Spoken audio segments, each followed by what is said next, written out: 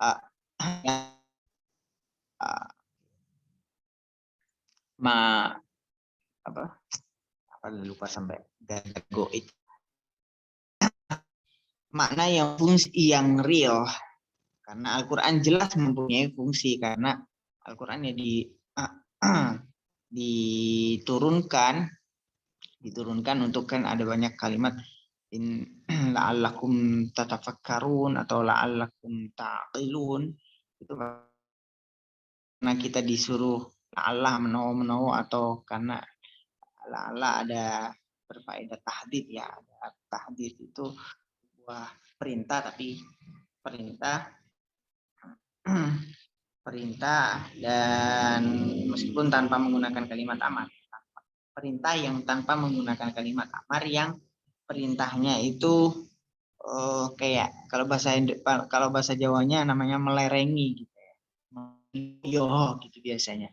Kalimatnya digunakan menggunakan mbok yo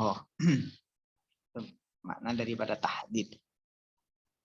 Mbok yo berpikir, mbok yo mereka itu anak-anak, mbok yo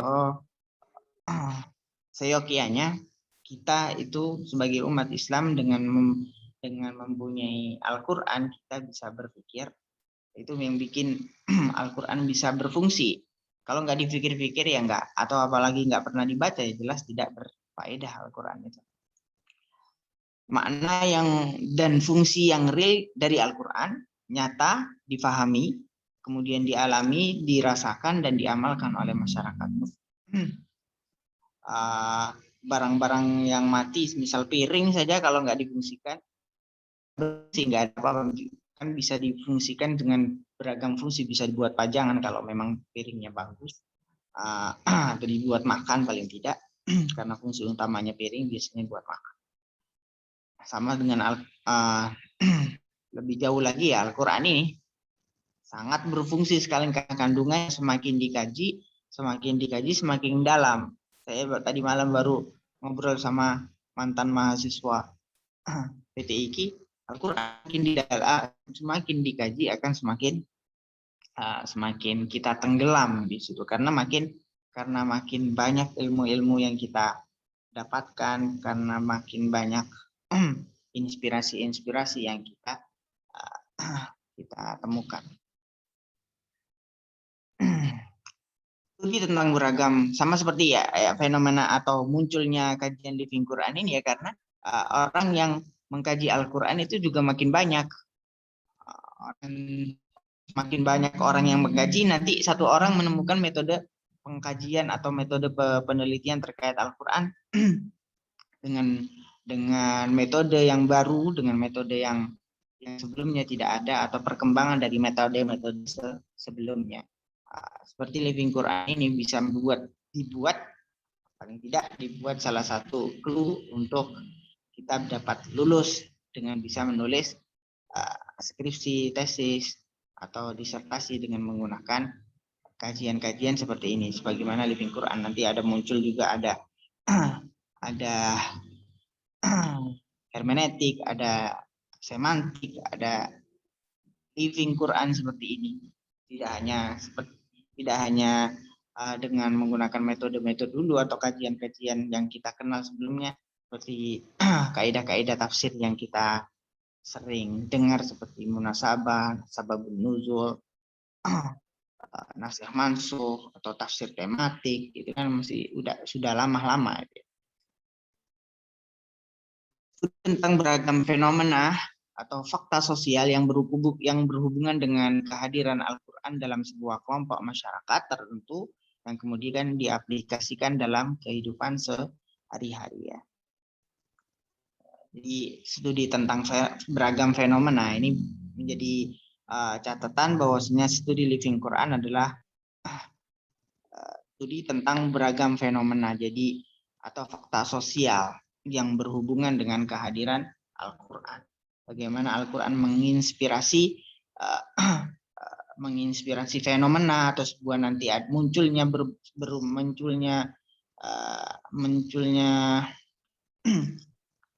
realita atau fakta atau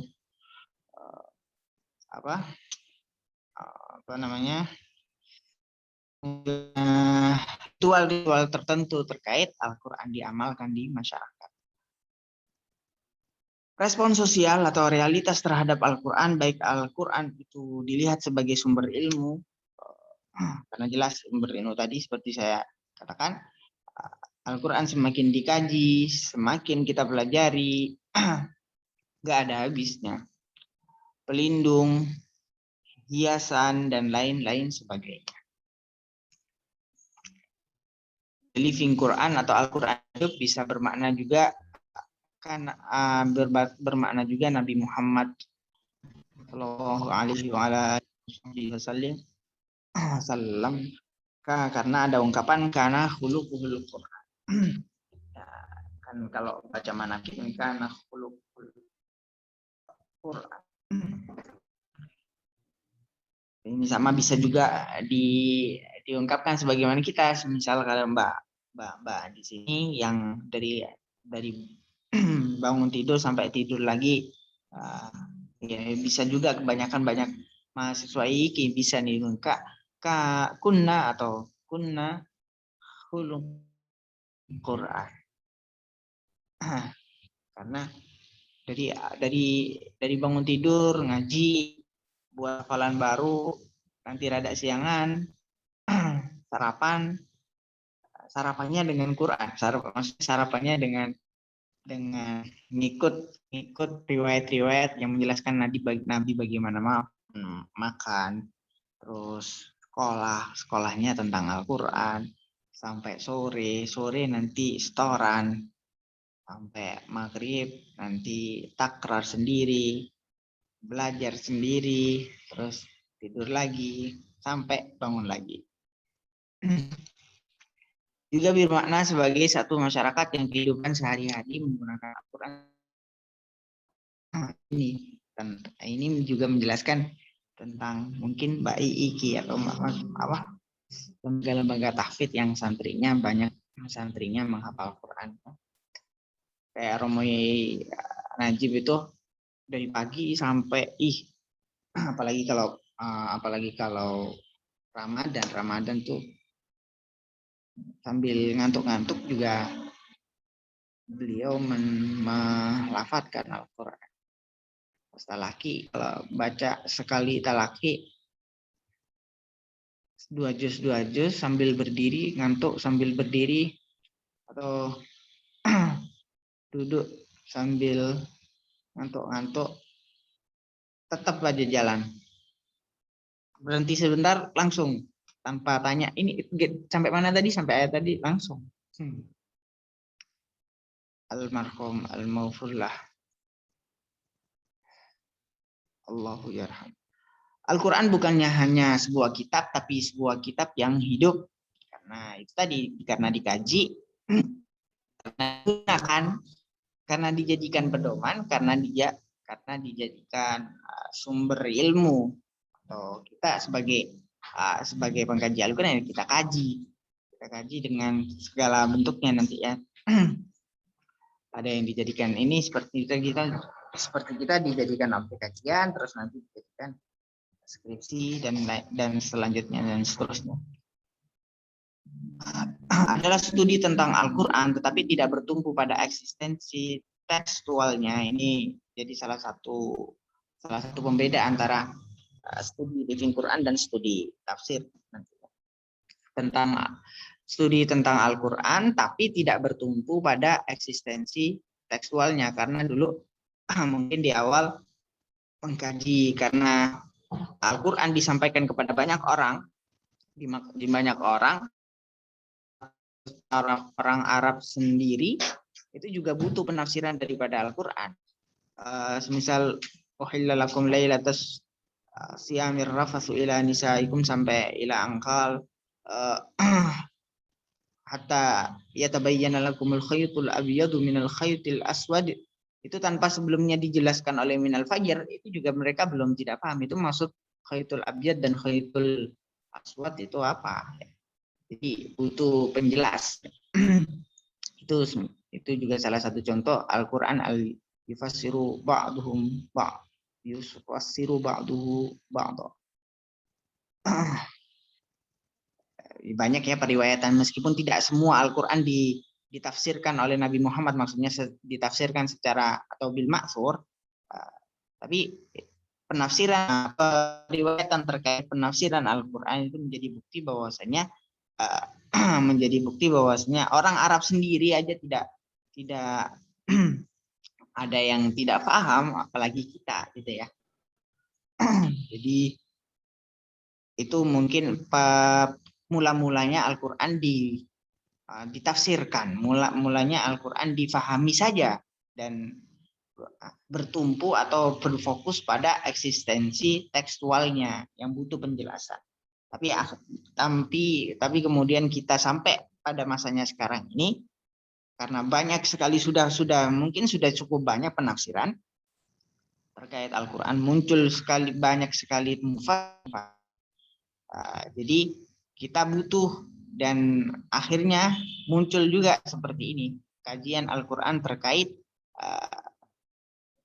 Al-Quran yang tidak bertumpu pada tekstualnya, tapi lebih luas lagi karena kita mengkaji bukan Al-Qurannya, tapi tentang fenomena sosialnya, fenomena sosial masyarakat Muslim yang mengkaji Al-Quran atau mempraktekkan Al-Quran, yang lahir terkait dengan kehadiran Al-Quran dalam wilayah geografi tertentu dan mungkin masa tertentu pula. Karena misal satu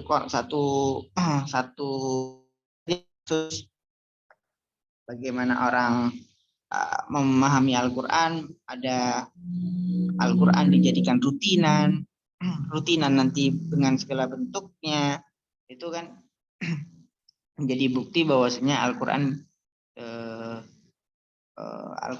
dipraktekkan secara beda-beda tergantung wilayah geografi dan tergantung orang-orang yang masing-masing, dan juga mungkin tergantung masa pula. Diskursus studi tafsir dan studi living Quran. Kajian seputar Al-Quran pada awalnya lebih banyak diarahkan pada kajian teks atau yang disebut dengan hadharatun nas tadi ya.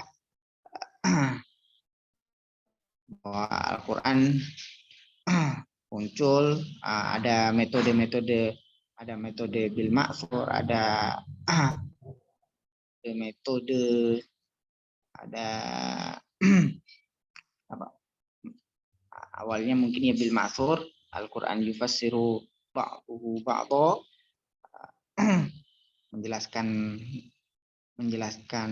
Al-Quran, menjelaskan ayat-ayat atau kalimat-kalimat dalam Al-Quran saja, tapi kemudian lebih luas lagi, kemudian semakin berkembang pada respon masyarakat terhadap kehadiran Al-Quran yang kita sebut dengan kajian living Quran ini.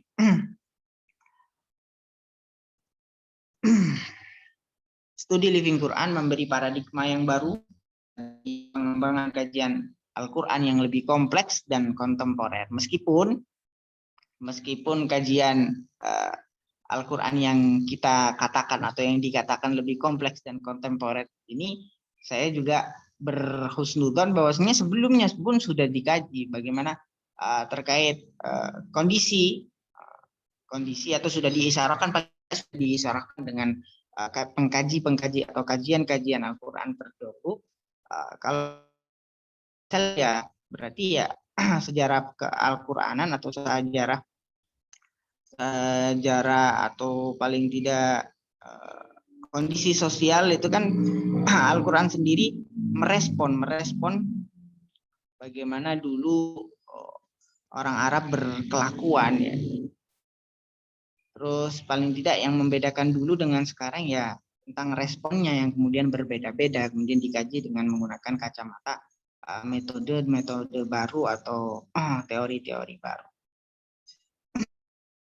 Lalu metode Nasikh Mansukh itu kan juga paling tidak mengindikasikan sebagai sebuah kesejarahan teks, sejarah teks, ada muncul nasikh, ada ayat yang mansukha dan nasikha. Kemudian studi living Quran mengkaji fenomena sosial yang lahir dari adanya interaksi antara manusia dengan Al-Quran. Jadi mungkin bedanya Al-Quran dulu merespon, sekarang Al-Quran direspon. Jadi titik perbedaan kajian Islam dulu, awalnya awal Islam dan Al-Quran merespon, dan sekarang Al-Quran direspon. Yang akhirnya muncul fenomena sosial, muncul fenomena atau muncul bentuk-bentuk respon masyarakat yang sebelumnya belum ada atau sudah ada tapi kemudian dimodifikasi dengan bentuk yang baru atau dengan metode yang baru. Kajian seperti dulu kajiannya mungkin setorannya bagaimana, misal satu contoh setoran Al-Quran zaman dulu bagaimana, zaman sekarang itu kemudian berbeda atau metodenya berbeda gitu ya. Khusus kajian living khusus orientalis dan bahkan non muslim, karena menurut mereka kajian Quran itu mereka anggap sebagai kajian yang prestisius dan mereka bersemangat. Kemudian yang muncul misal kajian-kajian living Quran ini, kajian hermeneutik misal, kajian semantik,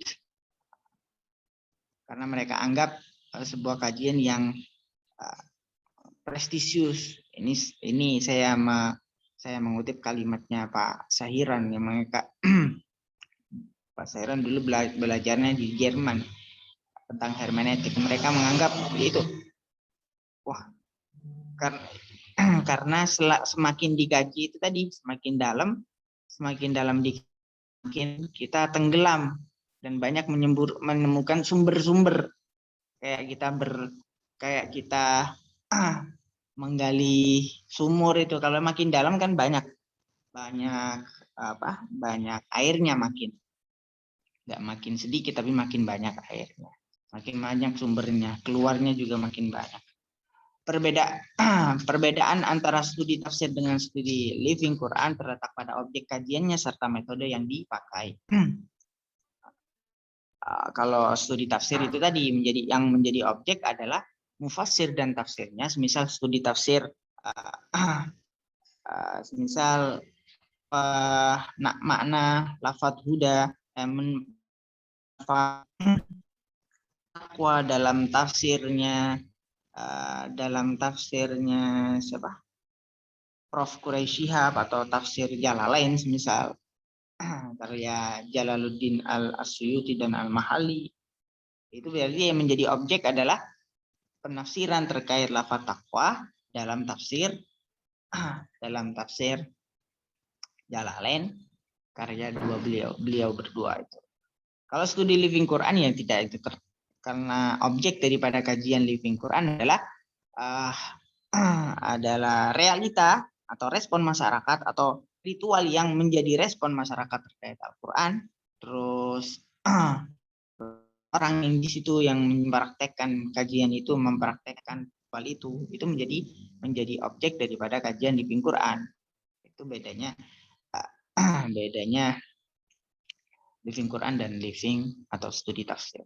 Studi tafsir mengkaji tekstual Al-Quran serta berbagai penafsiran Al-Quran dengan menggunakan ilmu Al-Quran dan tafsir. Sedangkan metode living Quran tidak itu ya, dengan menggunakan analisis sosiologis dan hermeneutik. Nanti kita pelajari bagaimana ada analisis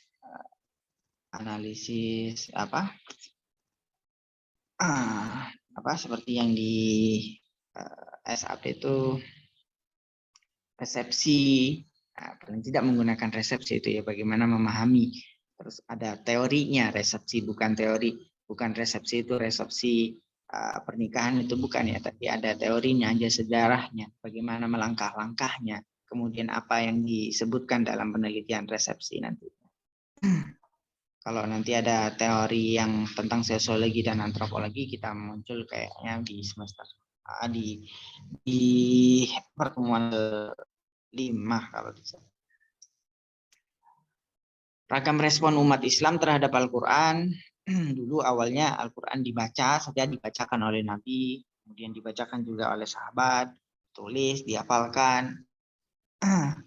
Yang paling sering dihafalkan karena orang Arab, karena banyak yang ada yang mengatakan bahwasanya orang Arab banyak nganggurnya. Kalau yang tidak berdagang ya, banyak nganggurnya. Dan kalau berdagang kan, kalau kita bayangkan kalau berdagang bisa juga sambil hafalan, mereka makanya kemudian mengandalkan hafalan. Al-Quran ditafsirkan bahkan ditakwilkan karena ada perbedaan ya antara tafsir dan takwil. Kalau tafsir ya misal hampir sama, lebih jauh daripada menerjemahkan. Yang penting menjelaskan penjelasan dari sebuah kalimat dalam Al-Quran, sedangkan takwil kan itu menjelaskan dengan penjelasan yang dibelokkan. Ada pembelokan, ada awal atau takwil. Aulun itu pindah dari makna yang sebelahnya dan tidak kepada makna yang lain, tapi masih ada hubungannya, ada syaratnya. Penakwilan itu boleh, 4 ayat Al-Quran boleh, asalkan ada ada hubungannya, Mas Ian. Paling tidak kalau dalam pembahasan tasbih atau menyerupakan itu ada wajah sabahnya, ada bentuk penyamaannya. Misal pentakwilan, dulu saya dinulis di tesis itu tentang penakwilan Nu'man bin Hayyun terkait fulknya Nabi Nuh atau safinanya Nabi Nuh. Itu beliau ditakwilkan, takwil daripada fulk dan safinah itu sebagai ilmu pengetahuan, karena sama-sama bisa menyelamatkan manusia dari kalau ilmu itu bisa menyelamatkan manusia dari kebodohan, dari kesesatan, sedangkan safina itu bisa seperti dalam teks ayatnya, fakadzabuhu fa'aghraqnahum fil yam, atau fakadzabuhu fa'anjaynahu ashabas safinah, atau fakadzabuhu fa'anjaynahu wa man ma'ahu fil fulki fa'aghraqna alladhina kadzabu biayatina innahum kanu qauman amin. Itu ya. Kalau safina bisa menyelamatkan dari gharq itu ya banjir yang gede, yang airnya dari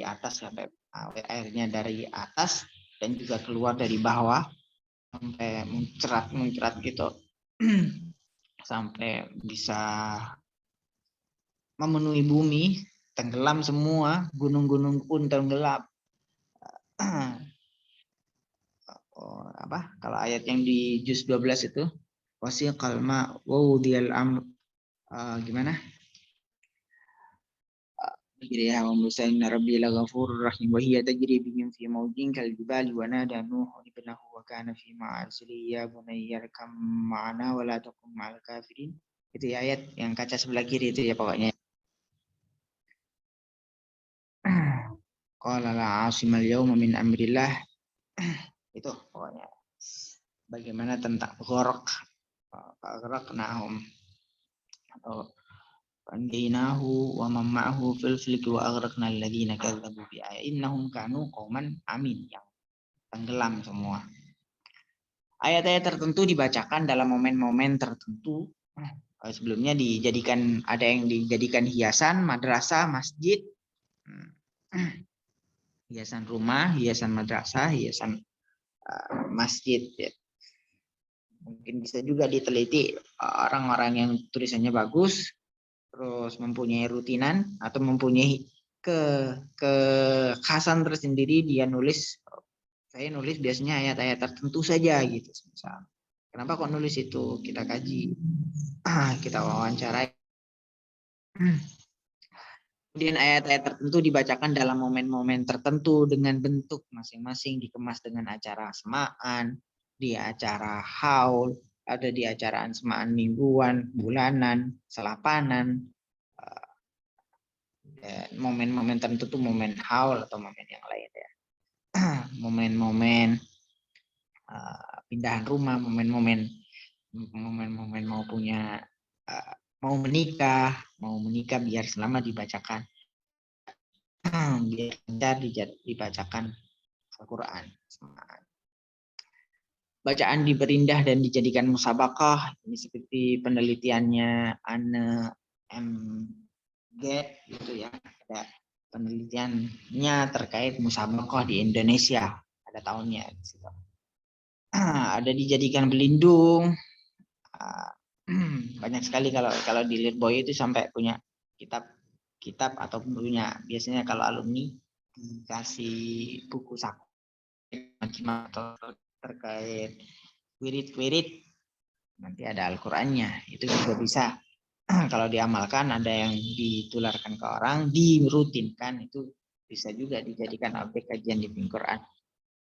Atau perantara kesehatan dan dijadikan wirid ya, dijadikan wirid, misal wirid Fahmi Bisyaukin atau wirid setiap hari atau setiap 6 hari khatam atau setiap seminggu khatam, atau dijadikan wirid yang paling mudah bagi orang yang biasanya paling apes itu yang membaca satu hari satu juz, itu apes sih kalau orang main aja apes sih ya sehari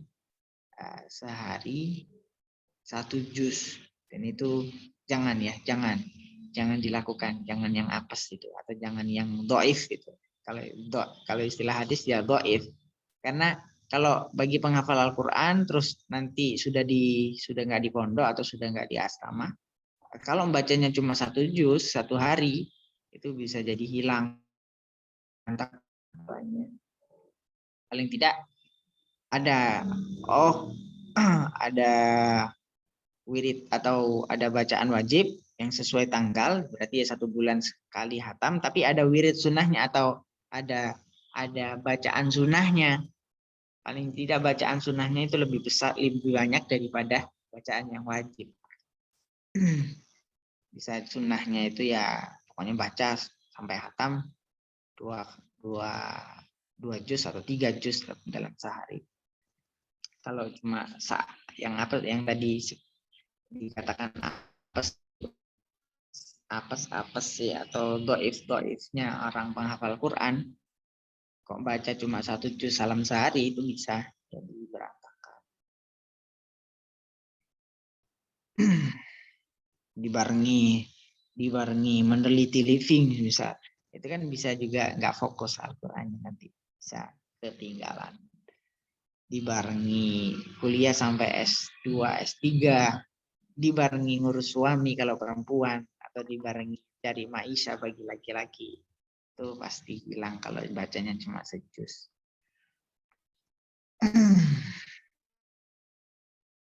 Kok kayaknya saya pengalaman sekali. Living Quran juga dapat dikatakan sebagai Quranisasi kehidupan. Karena Al-Quran dipraktekkan bagi orang yang memang berniat menjadikan Al-Quran sebagai pedoman. Ya. Ringkasnya dari bangun tidur sampai setelah tidur itu Quran terus. Yang artinya memasukkan Al-Quran sebagaimana Al-Quran tersebut dipahami dalam semua aspek kehidupan karena menjadi sumber keselamatan, bahkan tidak hanya di dunia tapi di akhirat. Berarti kan cakupannya menjadi luas kan, diamalkan atau ketika dikaji atau ketika dipraktekkan, atau menjadikan kehidupan manusia sebagai suatu arena untuk mewujudkan Al-Quran di bumi. Membumikan Al-Quran, ada kalimat membumikan Al-Quran, memasyarakatkan Al-Quran, atau menghidupkan Al-Quran. Menghidupkan Al-Quran karena dipraktekkan oleh orang-orang yang hidup, orang-orang yang berakal ya. Kalau gak dipraktekkan nanti itu tadi, kalau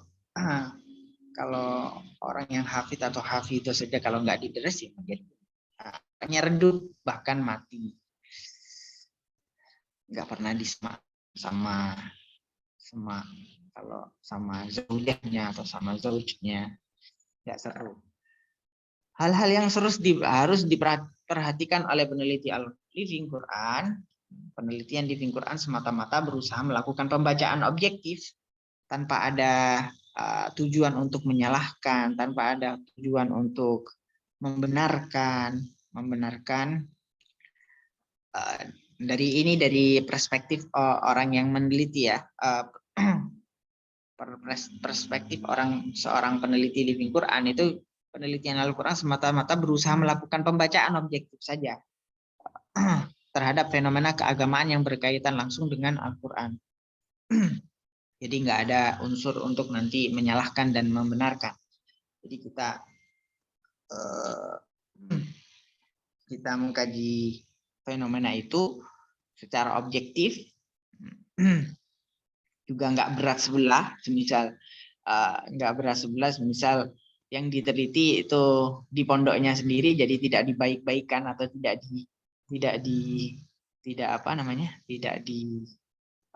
secara lebay ditulis dalam skripsi atau tesis, dilebay-lebaykan informasinya, itu misal tidak seperti itu ya. Kalau living ya apa adanya.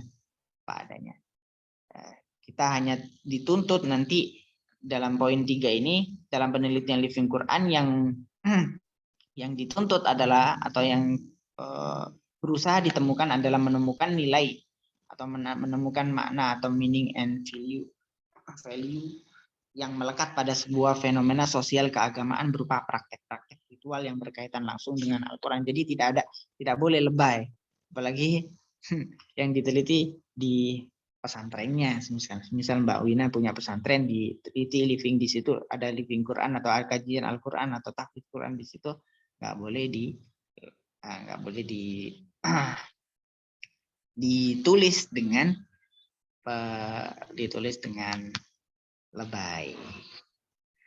Living Quran tidak dimaksudkan sebagai pemahaman individu atau masyarakat dalam memahami atau menafsirkan Al-Quran, akan tetapi direspon saja dan dipahami oleh masyarakat muslim. Ya. Kalau ini perspektif peneliti living, sedangkan ini tidak dimaksudkan sebagai pemahaman individu masyarakat.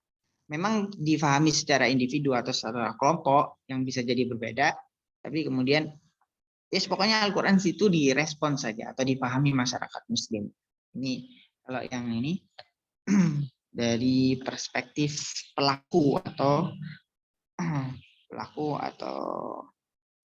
yang mempraktekkan Al-Quran itu. Contoh-contoh living Quran pada awal Islam, ya misal ada sahabat Abdullah bin Abbas radhiyallahu anhuma, bahwa beliau pernah menceritakan bahwasanya Rasulullah pernah bersabda, di dalam Al-Quran itu ada 30 ayat berupa surat Tabarakalladzi biyadihil mulk wa huwa ala kulli syai'in qadirun alladzi khalaqal mauta wal hayata liyabluwakum ayyukum ahsanu amala azizul ghafurul ladzi al-ayah. Itu bisa berfaedah. Yang ini juga bisa menjadi inspirasi dari pelaku living Quran ya. Beliau mempraktekkan tabarok semisal seperti ini, atau memperbanyak pembacaan dalam 10 pembacaan Qul a'udzu birabbil falaq dan Qul a'udzu birabbin nas. Mereka memperbanyak bacaan seperti ini diinspirasi oleh atau menemukan riwayat-riwayat tentang living Quran dulu dipraktekkan oleh sahabat mereka atau dalam sebuah komunitas, kemudian bacaan surat seperti ini. Bagaimana Al-Quran surat Tabarak atau surat itu ada fungsinya berupa peninggian derajat 30 derajat, kemudian kesalahan nanti dibuat atau bisa dijadikan menjadi teman kita atau menjadi cahaya di kubur, di alam kubur dan lain sebagainya. Misal surat Qul birabbil falaq dan Qul a'udzu birabbin nas ini juga dijadikan pelindung ya. Dan ada berkata pula Uqbah bin Amir, dan aku sering mendengar Nabi mengimami kami dalam salat dengan membaca 2 surat ini. Selain nanti surat Al-Ikhlas, Qul a'udzu birabbin nas, karena singkat dan cepat ya. Akhirnya wallahu a'lam bishawab. Alhamdulillahirabbil alamin.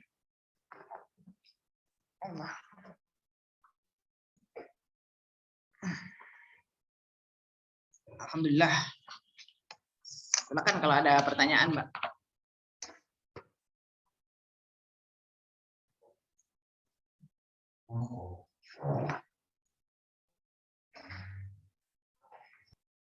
Ayatnya atau kalimatnya, kalimat di Al-Qur'an ditafsirkan saja. Itu kalau belum ada mufassir dan tafsirnya ya. Studi tafsir dan studi diskursus.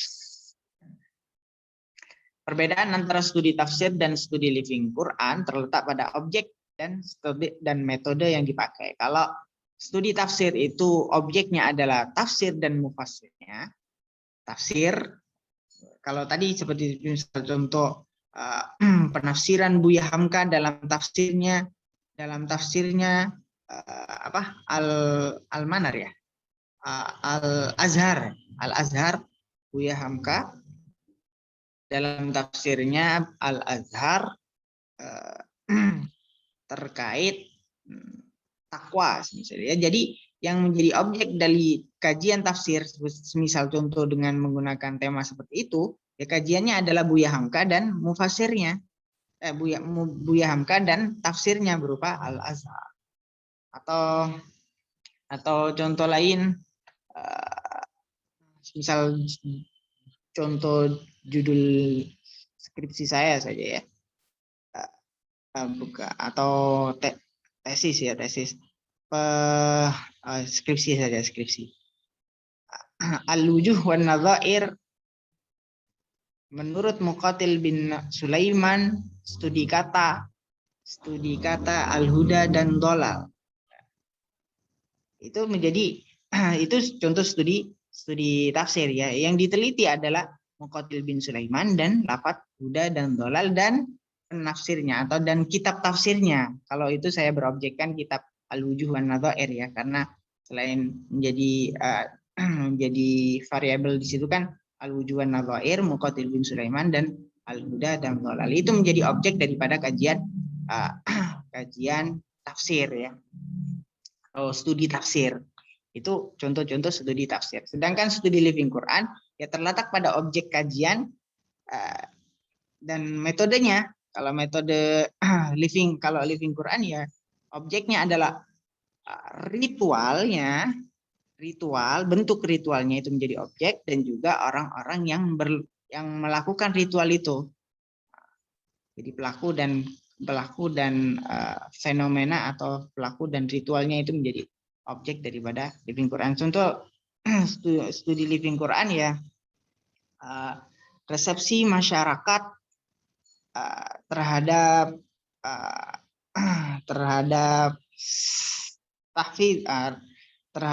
tahfidz dalam pondok pesantren misalnya, itu yang menjadi masyarakat itu menjadi objek, dan juga ritual tahfidznya itu menjadi objek.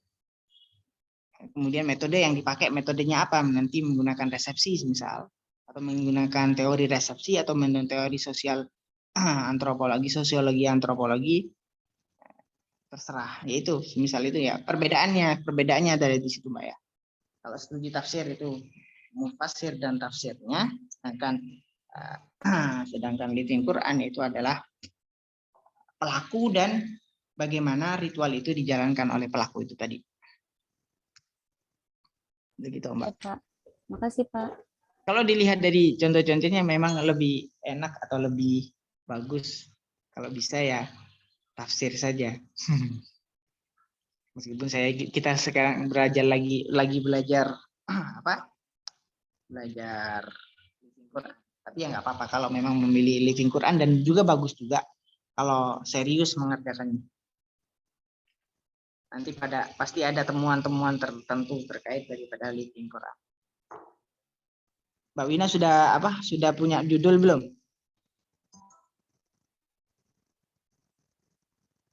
Belum? Atau sudah? Atau sudah 3 malah? Kalau 3 bisa langsung S3. Belum fix. Belum fix. Iya. Ada lagi mungkin?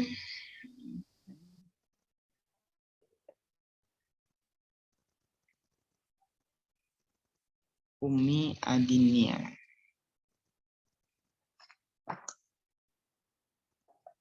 Hadir Mbak Umi Adinia. Hadir, halo? Ada nggak? Hadir, Pak. Dari mana Mbak? Dari Bekasi. Enggak, maksudnya kok telat dari mana? Dari jalan, dari masak. Enggak, Pak. Tadi habis nganterin keponakan dulu.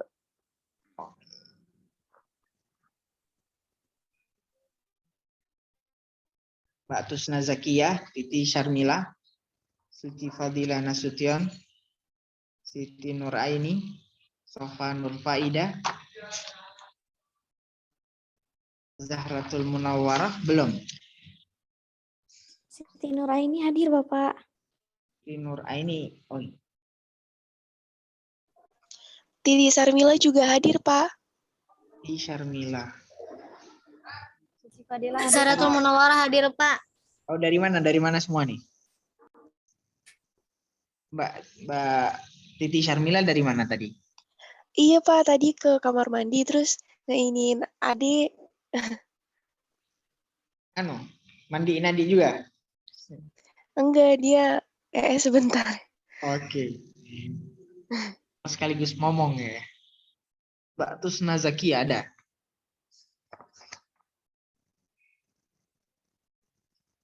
Belum. Sofa Nurfaidah? Sofa. Hadir, Pak. Dari mana, Mbak? Di sini lagi hujan jadi sinyalnya ini, Pak, agak buruk. Di rumah di mana hujan? Kok enak hujan kalau di sini? Di Pangandaran, Pak. Suci Fadilah Nasution. Hadir, Pak. Dari mana, Mbak? Kenapa, Pak? Dari mana? Oh, baru ada paket, Pak. Baru beli. Oh gitu. Susah kalau nggak ada paket. Suci Fadilah Nasution. Fadilah. Tusna Zakiyah hadir tadi. Aduh. Mbak Tusna hadir. Aduh.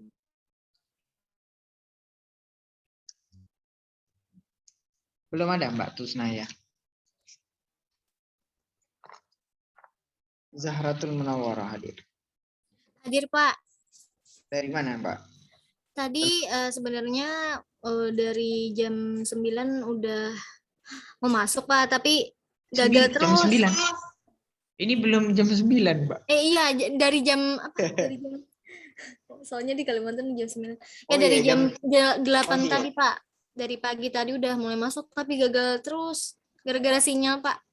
Mohon maaf Oke. ya, Pak. Oh, dimaafkan. Oh, nggak di Jawa ya, beda jam ya. Iya, di Kalimantan, Pak. Kalimantan. Kalimantan Barat. Kalimantan Selatan. Wahdatul Hurriyah.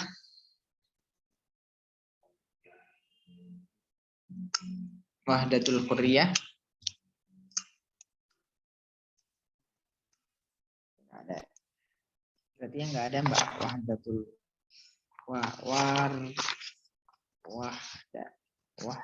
Hurriyah. Hadir, Tusna Pak. Zaki. Oh. Wahdatul Hurriyah dari mana, Mbak? Kok telat?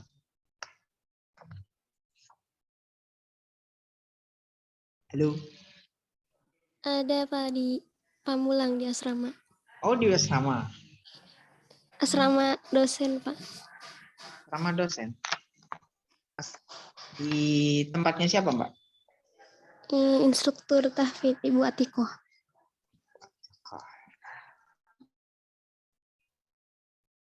Oh, ini fokus hafalan gitu ya? Kalau di asrama gitu. Iya, Pak.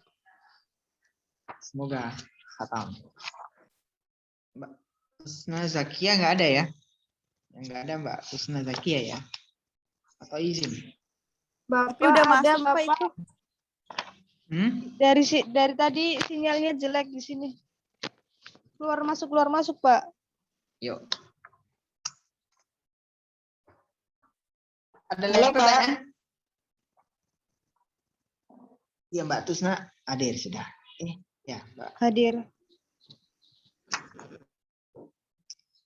Ada pertanyaan lagi? Cukup? Pak, izin bertanya, Pak. Ya. Ya, Apa ini? untuk kajian Living Quran ini ada tokoh yang berkecimpung di situ nggak, Pak? Maksudnya untuk yang berkecimpung di Quran itu, Pak. Ada disertasi Pak Rafiq itu tentang living ya Mbak ya, tentang kajian di kotanya di Banjar itu. Nanti saya kirim disertasinya, tapi berbahasa Inggris. Pak. Gak ada yang pakai bahasa Indo, Pak. Ini bisa ditranslatekan di Google. Gampang.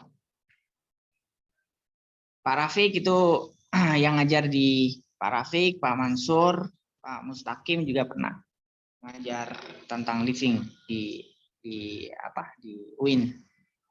Saya dulu belajarnya sama Pak Rafiq. Meskipun belum menggunakan kalimat living Quran ya.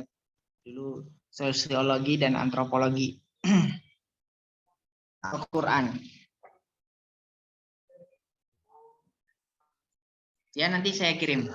Pak Rafiq itu bagus. Atau di buku sebagai bacaan juga. Bukunya Pak Mansur, Pak Mustaqim kan di situ ada. Seperti yang saya cantumkan di RPS itu ada.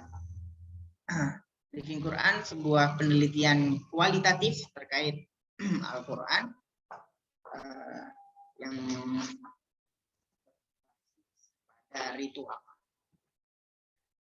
Ada di situ tulisannya Pak Sahiran dan kawan-kawan, Pak Mustaqim, Pak Mansur, Pak Rafiq. Terima kasih, Pak. Ada juga Ana ya, Ana M. Gate ya. Itu juga ada. Nanti saya kirim di grup kelas E.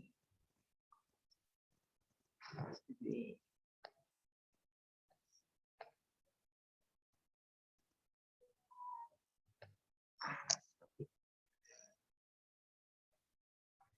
Dengan judul The Reception ya, menggunakan resepsi of the Quran in Indonesia. Studi di Banjar ini.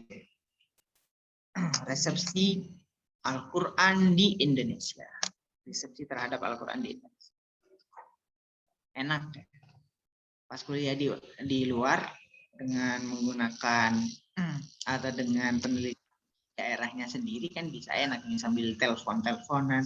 Minta difotoin sekerabatnya gitu enak. 214 halaman tapi banyak pendahuluannya kalau isinya itu bisa dilihat Mbak. Yes, contoh-contoh contoh-contoh disertasi ya seperti ini atau contoh-contoh skripsi tema-tema terkait tentang living Quran ya kayak gini. The Reception of the Quran in Indonesia atau resepsi tahfidz Al-Quran di pesantren ini gitu, pesantren Darul Quran atau pesantren. Udah masuk ya Mbak ya? Udah centang 2 di grup. Sudah, Pak.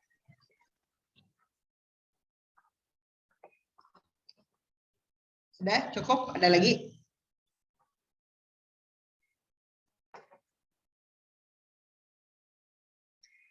Cukup, Mbak? Cukup ya? Kita ketemu lagi Senin depan ya, Mbak ya? Iya, Pak, Senin depan. Pak.